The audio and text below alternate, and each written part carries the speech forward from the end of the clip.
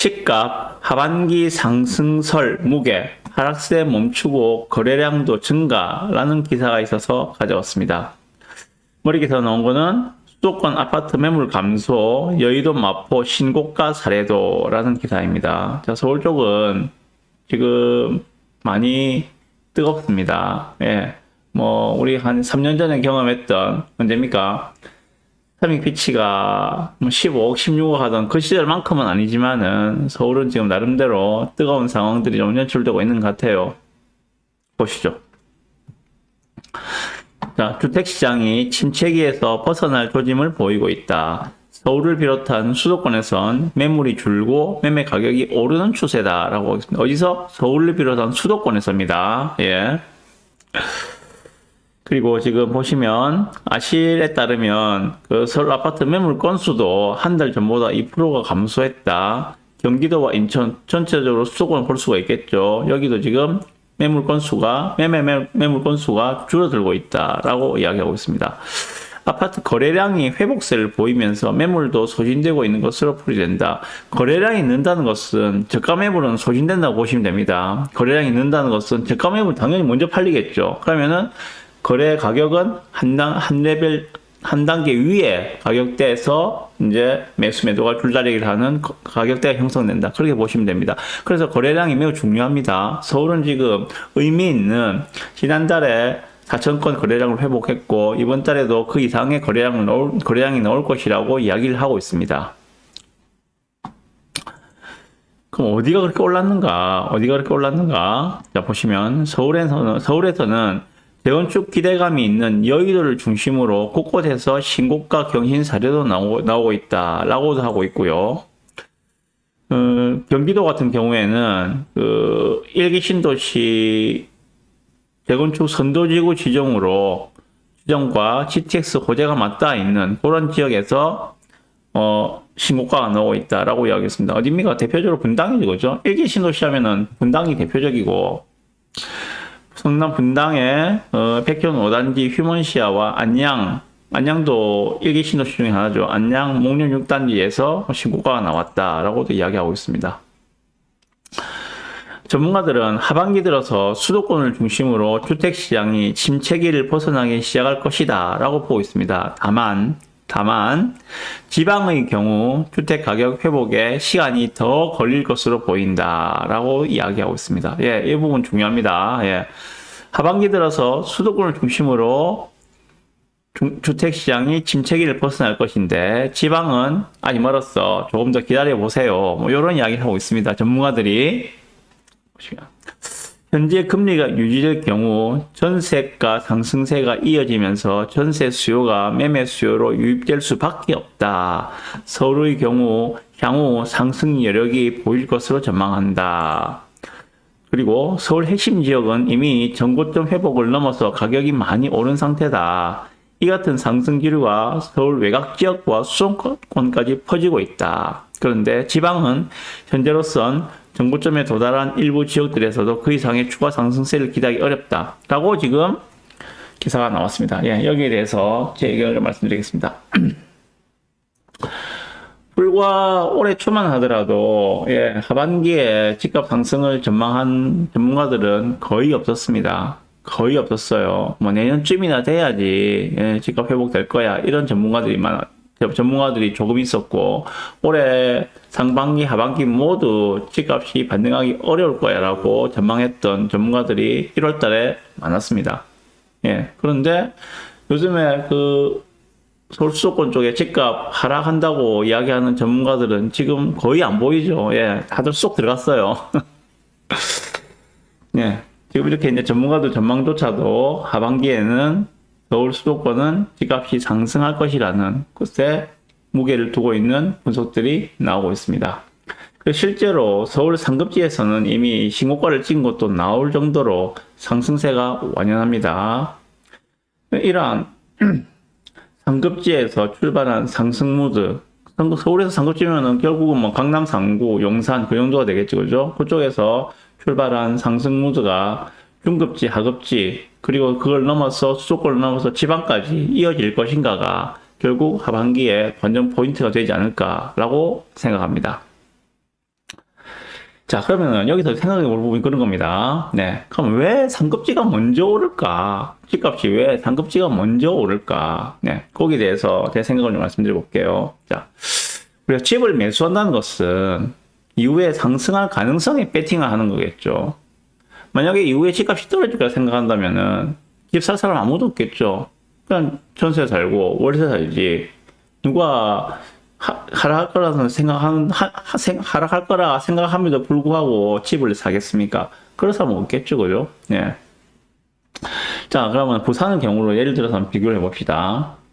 제가 앞에 던져드린 화두가 뭐였는가 하면은 왜 상급지가 먼저 오를까? 라고 말씀드린 거예요. 하급지는 안 오르는가? 그 부분에 대한 이야기를 말씀드리고 싶어서 말씀드리는 거예요. 자, 그러면 부산으로 한정해서 보게 되면은, 자, 해운대 신축, 예, 해운대 대단지 신축이 있다 칩시다. 그리고 우리가 그 서부산 쪽에 구축이 있다 칩시다. 뭐 사상구나 사고가 되겠죠. 서부산을 대표한다면은 해운대 대단지 신축, 그리고 서부상권의 그 소규모 구축, 예, 이렇게 대표적으로 한번 이야기해 봅시다. 대표적으로 부산에서 집값 격차가 심하게 나는 곳이죠. 자, 그러면 이후에 이런 전망처럼 이후에 하반기에 집값이 오른다고 하는 전망들이 많아질 때 사람들은 해운대 대단지 신축을 선택하겠습니까? 아니면 서부상권의 구축을 선택하겠습니까? 예, 뭐 답은 뻔하죠. 향후 시세 상승에 대한 기대는 사상구 구축이 아니라 해운대 신축이 훨씬 더 크겠죠. 해운대 신축이 더 상승할 거라는 데 대한 기대감이 훨씬 클 거라는 이야기입니다. 그러면 당연히 향후 상승 기대치가 큰 해운대 신축, 즉 상급지가 먼저 오르는 것 현상이 발생한다고 보시면 될 것 같아요. 그러면은 상급지만 끝없이 오르고 중하급지는 그대로 갈 것인가? 예, 그건 또 아니란 것들입니다. 제가 생각하기에는, 예, 예를 들어서 오르기 전에 상급지가 10억이고 중급지가 6억이고 하급지가 3억이다 라고 가정을 해봅시다. 그런데 어느덧 상급지가 올라가지고 10원 3억이 되었어요. 중급지는 그럼 6억이 그대로 있는가? 아니란 것들이죠. 이전에 상급지 10억과 중급지 6억의 갭이 4억이었는데 지금은 상급지가 3억이 올라서 13억이 되었어요. 그러면 중급지 6억과의 갭 차이가 7억이 됩니다. 그럼 어떻게 되겠습니까? 사람들이 상급지 13억 주고 매수하기는 부담스럽고 중급지 6억이 싸게 보이는 것들이죠. 그러면 수요가 그쪽으로 몰리게 되겠죠. 그렇게 하면서 중급지 6억이 이제 7억, 8억으로 올라가는 현상들이 발생한다는 것들입니다. 예. 이게 일반적인 현상이거든요. 중급지와 하급지에서도 동일한 현상이 반복된다고 보시면 됩니다. 그래서 상급지에서 시작한 이러한 상승 사이클들은 중급지와 하급지로 퍼져나간다. 예, 이렇게 보시면 됩니다. 예, 그런 관점에서 볼 때, 시작은 서울 강남에서 시작되었지만은 그 파장은 경기도를 넘어서 지방, 부산 해운대 넘어서 부산 사상구까지도 이어질 것이다. 단지 시간의 문제이다. 언제 그 흐름이 올 것인가? 예, 그거 지켜보셔야 됩니다. 언제 올지 모르지만은 분명한 것은 흐름은 분명히 영향을 받는다. 그리고 그 상승의 폭들은 상급지는 상승폭이 커요. 중급지로 갈수록 상승폭이 적습니다. 하급지로 갈수록 상승폭이 미미합니다. 네, 요게 이전에 그 우리 아파트 시장 상승장에서 보여왔던 그런 모습들이라고 보시면 됩니다. 자, 그러면 이러한 제가 방금 말씀드린 상승 흐름의 대전제는 무엇인가? 두 가지가 있습니다. 대전제 첫 번째는 공급 부족이어야 합니다. 공급 부족이 없다면은 상승은 매우 제한적일 수밖에 없습니다.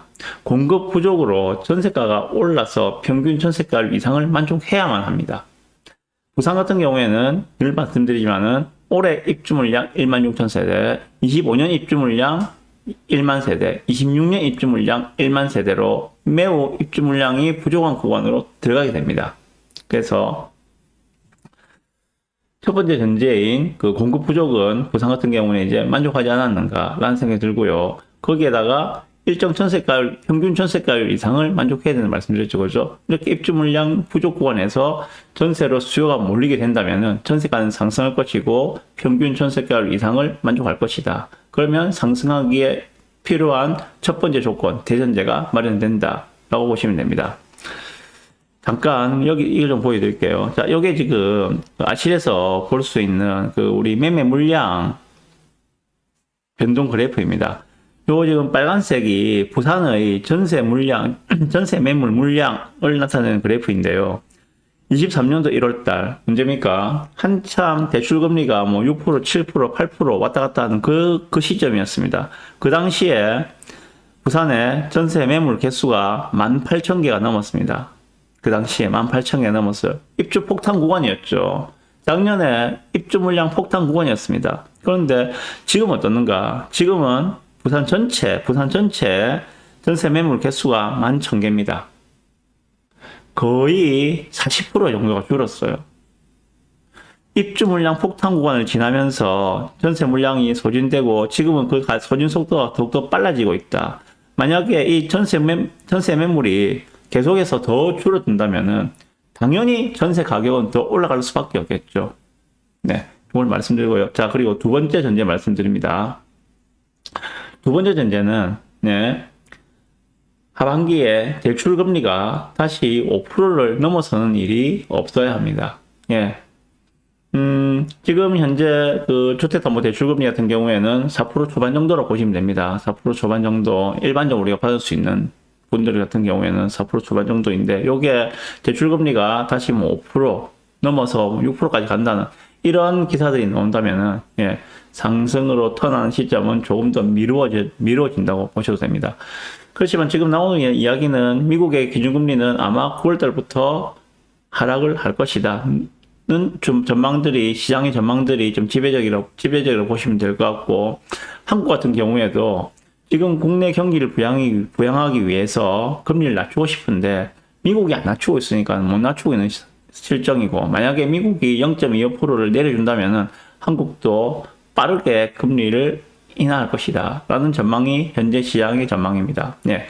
만약이라도 하반기 9월달이나 10월달쯤에 그 금리 인하가 시작이 된다면, 그러한 한 번 정도의 금리 인하, 한 번이나 두 번이 중요한 게 아니라 금리 인하를 한다는 그 사이클이 시작됐다는 신호를 준다면은, 네.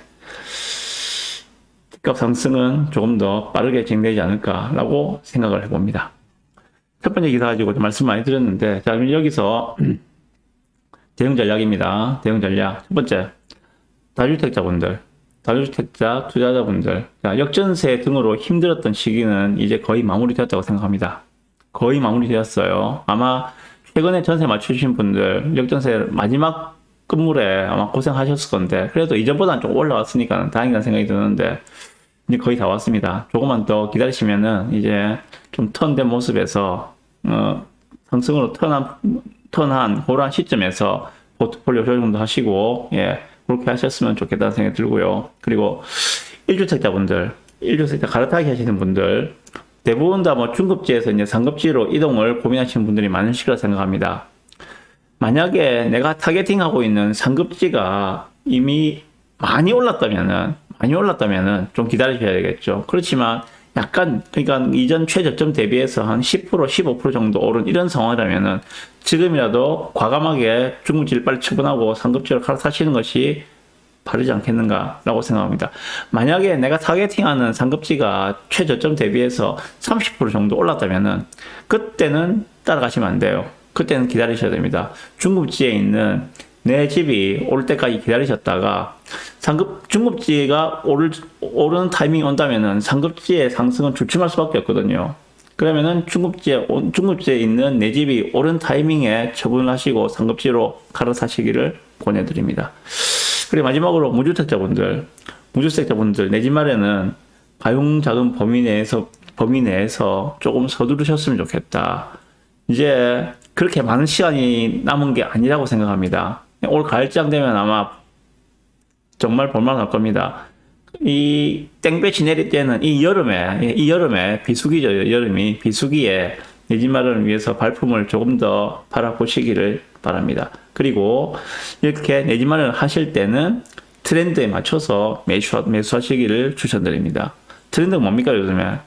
브랜드 대단지 신축이죠, 그죠? 브랜드 대단지 신축. 그게 신축이라면은 기축 아파트가 되었던 5년 이내가 되겠죠. 5년 이내에 대단지 브랜드 아파트가 되었던, 아니면 1, 2년 뒤에 입주하는 분양권이었던 뭐든지 좋습니다. 분양권은 신축과 똑같은 이야기잖아요. 그죠? 2년, 3년 뒤에 새 아파트로 짠 하고 나오는 거니까 트렌드에 맞게 대단지 브랜드 신축으로 압축하셔서 보시기 바랍니다.